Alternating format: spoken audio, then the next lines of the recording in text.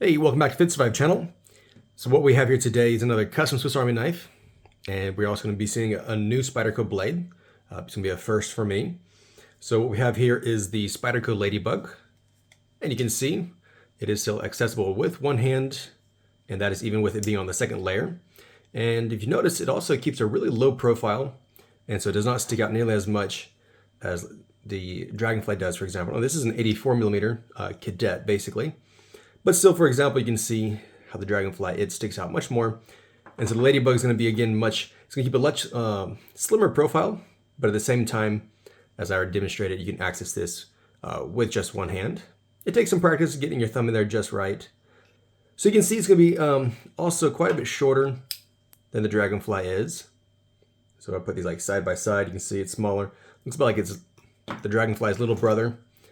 So right about, it's just under 50 millimeters, like right from the pivoting section here. Well, not pivoting, but this section right here to the very tip. It's just under 50 millimeters. And so it's going to be a bit smaller, as I said, than the Dragonfly, but still really cool. One of the things I like about this is the Spyderco LADYBUG. One of the things I like about it is you can order these in some different types of steels. And so if you prefer something like K390, you can order that. So that's pretty cool. Let's see, I'll go leave this open, and I'll compare this to the Rody blade. And so I showed this last time. As you can see, the Rody is actually going to be just a bit longer than the LADYBUG is. And you're going to get probably just about the exact same amount of cutting edge. But this just looks so much slimmer, the Rody does, than the LADYBUG, just because it has more steel up top. It's also quite a bit thinner. I'm going to show you that too. All right, you can see here the spine of the Rody, it's really thick, whereas the LADYBUG is going to keep it nice and thin. It also is, you can place this on one one spring. So yeah, basically one layer. So it was really cool. I enjoyed working with that. Something interesting new to add.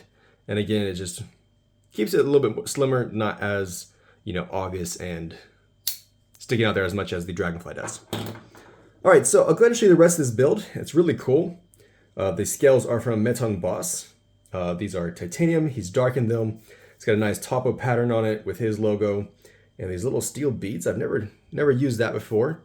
I never used any of his scales with those before. It's kind of interesting, your hand.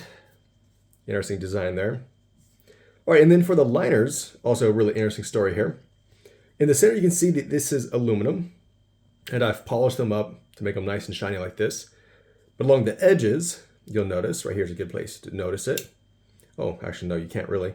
Anyways, you look right in here, you'll see that along the edges, it's more like a bronze brass color. And what that is actually it's titanium.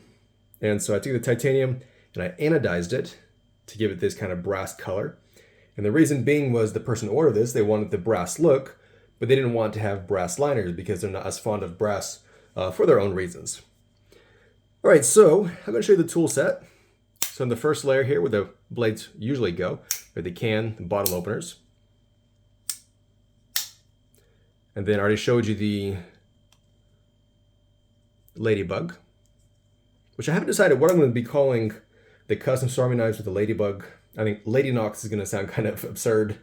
But anyways, we'll have to figure out something. If you got any ideas, be sure to tell me what you think. What I should call a custom Swiss Army knife with a LADYBUG in it. All right, then we have the saw. And the scissors. And a bit driver. A bit holder. You can see the tools have been acid etched and aluminum washed. So it's a nice dark color. And then the last tool here, you can see it's a pretty thick tool. This is the Havalon scalpel holder. Still got some oil on there. All right, so, and I've showed this in several videos, so I'm not going to take a lot of time showing you that. But basically, the advantage of it is it has replaceable scalpels. And so once your blade gets dull, you can toss it and replace it with a different one. And they also have saw and gut hook options as well. All right, I'll go ahead and show you the snap to that.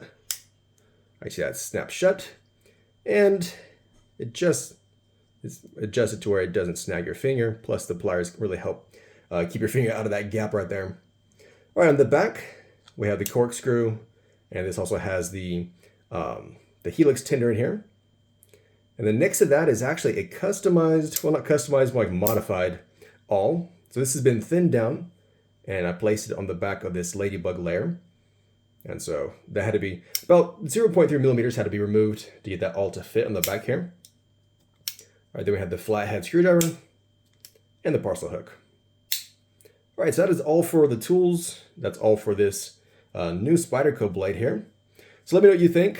Let me know if you like the ladybug, or if you prefer the larger dragonfly, or if you like the roadie blade.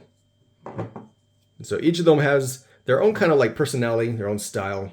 But let me know which one you think looks best, what you'd like to see, or not necessarily see, but what you would like in a Swiss Army knife. And thanks for watching. Don't forget to subscribe.